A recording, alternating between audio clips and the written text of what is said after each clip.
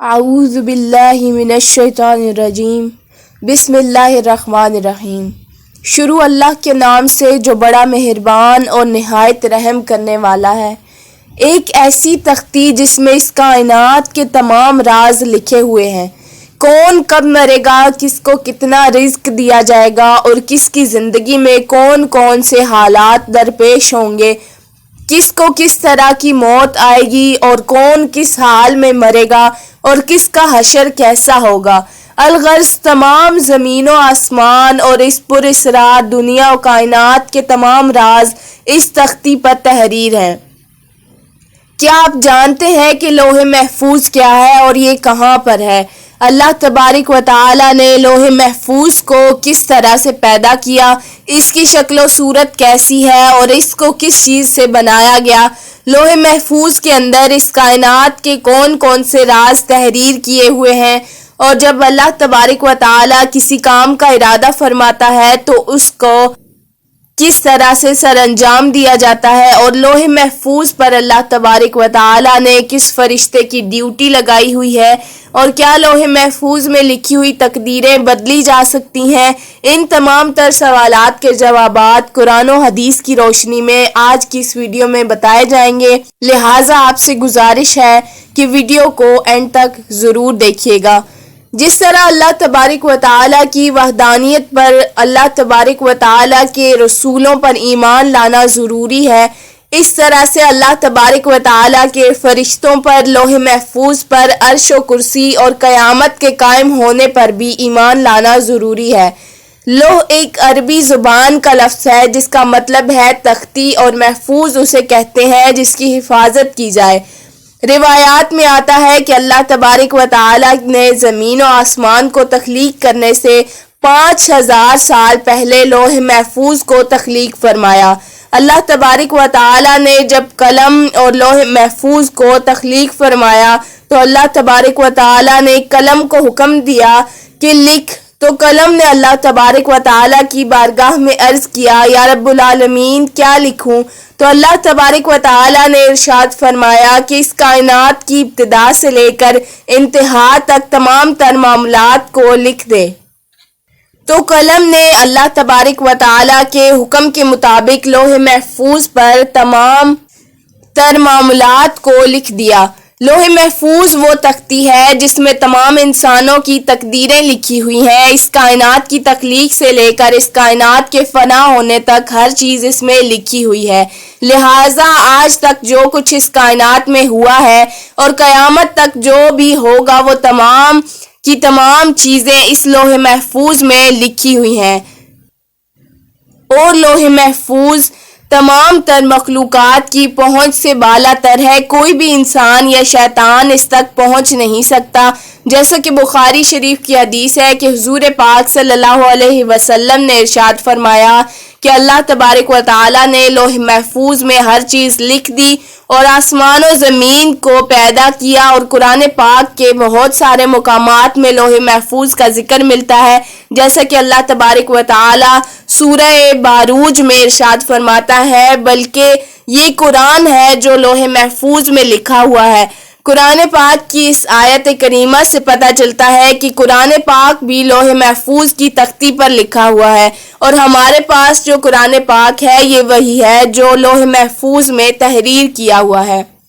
اور ایک دوسرے مقام پر اللہ تبارک و تعالی ارشاد فرماتا ہے، اور ہم نے ہر چیز لوح محفوظ میں شمار کر رکھی ہے، یعنی اللہ تبارک و تعالی نے ہر چیز کو اس جہان میں واقع ہونے سے پہلے ہی لکھ دیا تھا۔ لوح محفوظ کو اللہ تبارک و تعالی نے سفید موتیوں سے بنایا ہے، اور اس کے صفحات یعنی پیجز سرخ یاقوت کے ہیں، اور اس کی تحریریں نور سے لکھی ہوئی ہیں، جیسا کہ حضرت ابن عباس رضی اللہ عنہ سے روایت ہے کہ نبی کریم صلی اللہ علیہ وسلم نے ارشاد فرمایا کہ اللہ تبارک و تعالی نے لوح محفوظ کو سفید موتیوں سے پیدا کیا، اور اس کے صفحات یعنی پیجز سرخ یاقوت کے ہیں، اور اس کا قلم نور کا ہے، اور اس کی لکھائی بھی نور کی ہے، اور اللہ تبارک و تعالی ہر روز لوح محفوظ کی طرف 360 مرتبہ نظر فرماتا ہے۔ چنانچہ اللہ تبارک و تعالی کسی کو پیدا کرتا ہے، کسی کو رزق دیتا ہے، کسی کو زندگی دیتا ہے اور کسی کو موت،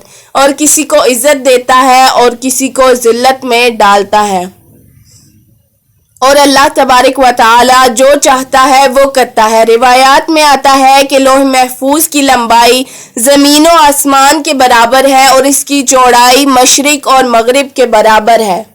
لوح محفوظ عرش کی دائیں جانب ہے اور عرش کے ساتھ لٹکی ہوئی ہے، اور اس کی اصل ایک فرشتے کی گود میں ہے۔ حضرت ابن عباس رضی اللہ عنہ بیان کرتے ہیں کہ لوح محفوظ کے سینے پر بطور ٹائٹل یہ الفاظ لکھے ہوئے ہیں کہ اللہ کے علاوہ کوئی عبادت کے لائق نہیں، اس کا دین اسلام ہے اور حضرت محمد صلی اللہ علیہ وسلم اس کے بندے اور رسول ہیں، لہٰذا جو بھی اللہ پر ایمان لائے گا اور اس کے وعدوں کو سچا جانے گا اور اس کے رسولوں کی اتباع کرے گا تو اللہ تبارک و تعالی اس کو جنت میں داخل کرے گا۔ لوح محفوظ پر اللہ تبارک و تعالی نے اپنے مقرب فرشتے حضرت اسرافیل علیہ السلام کی ڈیوٹی لگائی ہے، جیسا کہ حضرت ابو سنان رحمۃ اللہ علیہ فرماتے ہیں کہ اللہ تبارک و تعالی کے سب سے زیادہ قریب لوح محفوظ ہے جو عرش کے ساتھ لٹکی ہوئی ہے۔ جب اللہ تبارک و تعالی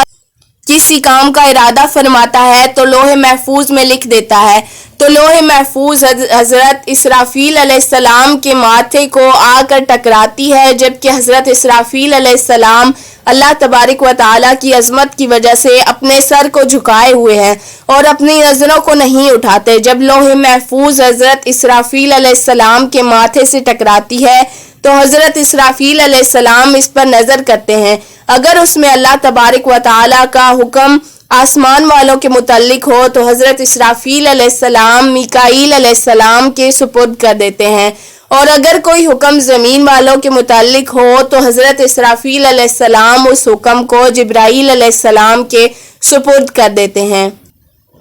بس سب سے پہلے قیامت کے دن جس چیز کا حساب ہوگا وہ لوح محفوظ ہوگی۔ جب روز قیامت اللہ تبارک و تعالی لوح محفوظ کو حساب کے لیے بلائے گا تو اس کے سب جوڑ کانپ رہے ہوں گے، تو اللہ تبارک و تعالی لوح محفوظ سے فرمائے گا کہ کیا تو نے میرے حکم پہنچا دیے تھے؟ تو لوح محفوظ عرض کرے گی جی ہاں رب العالمین۔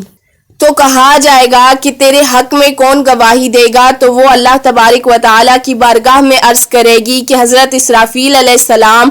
تو اس وقت حضرت اسرافیل علیہ السلام کو بلایا جائے گا، اس وقت حضرت اسرافیل علیہ السلام کے بھی جوڑ کانپ رہے ہوں گے۔ اللہ تبارک و تعالی حضرت اسرافیل علیہ السلام سے فرمائے گا کیا تجھے لوح محفوظ نے میرے تمام احکام پہنچا دیے تھے؟ تو حضرت اسرافیل علیہ السلام عرض کریں گے جی ہاں رب العالمین۔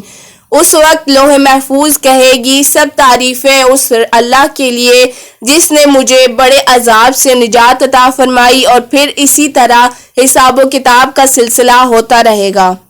اب بات کرتے ہیں کہ کیا لوح محفوظ کی تقدیر کو بدلا جا سکتا ہے، اور کیا واقعی تقدیر دعاؤں سے بدل جاتی ہے؟ اس کے بارے میں روایات میں آتا ہے کہ تقدیر